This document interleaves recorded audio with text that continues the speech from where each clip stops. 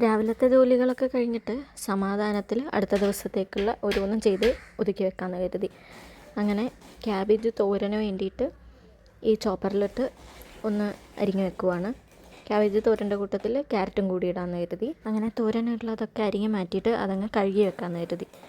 അത് എടുത്ത് വെക്കാൻ നേരത്താണ് ഇച്ചിരി താഴെ പോയിട്ടുണ്ടായിരുന്നു.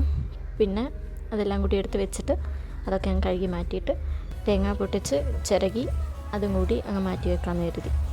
എന്നിട്ട് പിന്നെ ഇച്ചിരി വിഴുക്ക് വരട്ടിക്ക് ആക്കാനായിട്ട് പയറിരിപ്പുണ്ടായിരുന്നു. അപ്പോൾ അതും കൂടി അരിഞ്ഞങ്ങ് മാറ്റി വെച്ചു. പിന്നെ അധികം പണികളില്ലാത്ത ദിവസം കുറച്ച് അത്യാവശ്യം ക്ലീനിങ് പരിപാടി അങ്ങ് നടത്താമെന്ന് കരുതും. അങ്ങനെ ഇന്നും കൗണ്ടർ ടോപ്പൊക്കെ ഒത്തിരി ആളായി ഒന്ന് വൃത്തിയാക്കിയിട്ട് അങ്ങനെ ഒന്ന് വൃത്തിയാക്കാമെന്ന് കരുതി അവിടെ നിന്നെല്ലാം മാറ്റി വൃത്തിയാക്കാനായിട്ടെടുത്തു.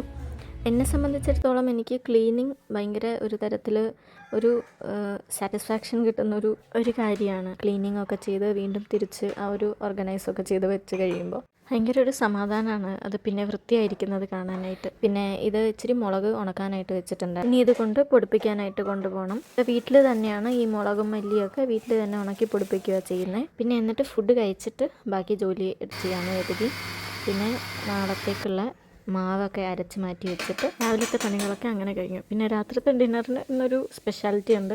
ഇന്ന് ഞാനല്ല കുക്ക് ചെയ്യുന്നത്. രാത്രി ചപ്പാത്തിയും ചിക്കൻ കറി ആക്കാമെന്ന് പറഞ്ഞപ്പോഴേ ചേട്ടൻ പറഞ്ഞു ചിക്കൻ കറി ചേട്ടൻ ഉണ്ടാക്കിക്കോളാമെന്ന്. പിന്നെ ഇങ്ങോട്ട് ഇൻട്രസ്റ്റ് കാണിക്കുമ്പോൾ ഞാനത് മാക്സിമം എൻകറേജ് ചെയ്യാറുമുണ്ട്. അങ്ങനെ ഡിന്നറൊക്കെ അടിപൊളിയായി.